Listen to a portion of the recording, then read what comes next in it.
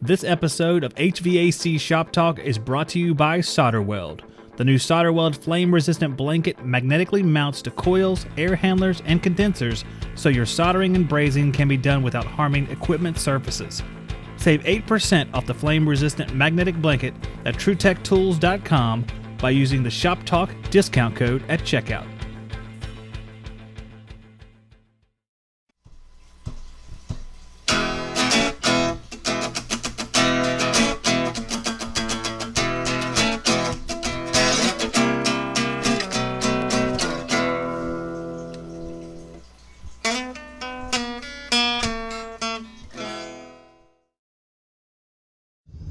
We have to film our service call together.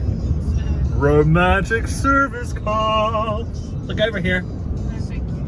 All right, we're going to service call. We're essential workers. Me and Melissa are essential, and the baby. We're all essential today. Well, after all these years, I finally get to work on one of the Yorks I put in. This is about almost 10 years ago now. 2.5 ton central heat pump. All right, very nice. So they say the charge is low on it. So they had to gas it up the last couple of years while I've been away podcasting. So we're gonna check the charge on it and just gas her up. That's all they wanted. Just gas it up. That's what we're gonna do. See our drain right there? You can see that there's water right there. This is all wet right here. So maybe that drain's backed up too. Might have to solve that problem while we're here, blow it out or something. That'll be pretty easy. I can just cut it off and clean this strap out, just glue it right back together, or not even glue it back together. So here's a little bit of rain and shine back in the day, looks like. Let me take this panel off, see what it looks like. All of our controls look pretty good. Control board there, got defrost control board, our contactor, fuses. Got a little relay there for something. Capacitor 45.5. Looks like it's original, same size, I guess. Transformer. So everything looks good. I'll button it back up and let her roll, turn it on, see how she does. This is our evaporator coil, so it looks pretty good too. The duct connections for 2.5 tons look pretty good. It's 18 inch. So pretty clean. Let's see what we get into. I have the P51s out here, the 410A ready with the UEI scale down there. Hit all the sponsorships right there. Got a sponsor there, sponsor there. Not sponsored by V2. The rest of my family's playing. And I'm about to start the machine up. And I'll have to meter the refrigerant in using the app for the scale. Might actually put my probes on the inside. This is superheat, not subcooling for TXV. But we'll see how she ends up. I don't have my probes set up yet, so I got to get them set up as well over here in this cabinet. Just so you guys know, this is the suction line going back to the compressor. I have my superheat reading measuring from that point, total system superheat, and we have subcooling up there on the liquid line going to the evaporator. Our dryer's right there. We do have a TXV outside, but I believe we have a piston inside. There's no indication on the data sheet of subcooling, so I do believe it's a piston. That's what I recall. So we're going to start her up after I put this panel back on and see what the charge looks like. There's a puppy in there. Everybody else is living it up over there. Look at this. Look at that crap. That's real essential. All right, puppy. I promise not to bite you if you promise not to bite me.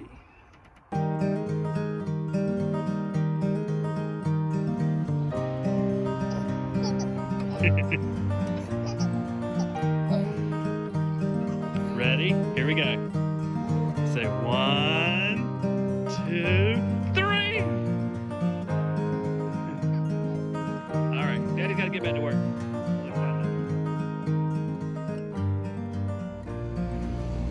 Well, I would say that 56 on the low side is way too low, even for R22. 261 over 57. Let's add some gas to this thing.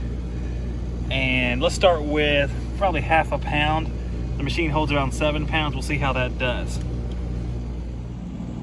I've actually put in 2 pounds already because we were still really, really low. So right now we have 112 over 291.8, a little bit close to where we should be. Our saturation is 37 degrees. It is pretty cold inside. We started out at 70 on the thermostat to check the actual air temperature. Superheat's still high, 38 degrees. It should be lower than that, especially with it being so warm outside. It's probably mid 80s. Against so cool inside, typically you'll have a low superheat. So we'll let it run for a few minutes this time, let it level out. Then we'll proceed with maybe another half a pound or so. Guys, you can see the water coming out of the drain now, kind of pouring out of there. We had a relative humidity inside of 60%, so there's a little bit of water in the air for sure.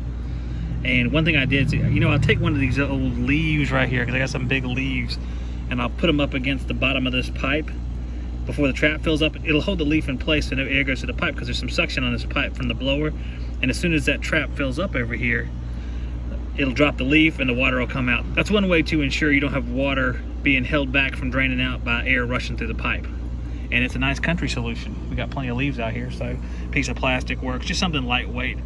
Used to do that on installs too, to see when the trap was full. Looks like we have 325 over 123, right around 20 degrees of superheat, 16 degrees of subcooling, so a significant amount of subcooling as well. I've added 4 pounds of refrigerant to the machine. That's about as far as I'm gonna go. Really needs to have a leak test and some other testing done on it. But as for recharging it, that's about as good as I think I'm gonna do it for today, for a number of reasons. No point in getting a real close target superheat because it's leaking pretty severely.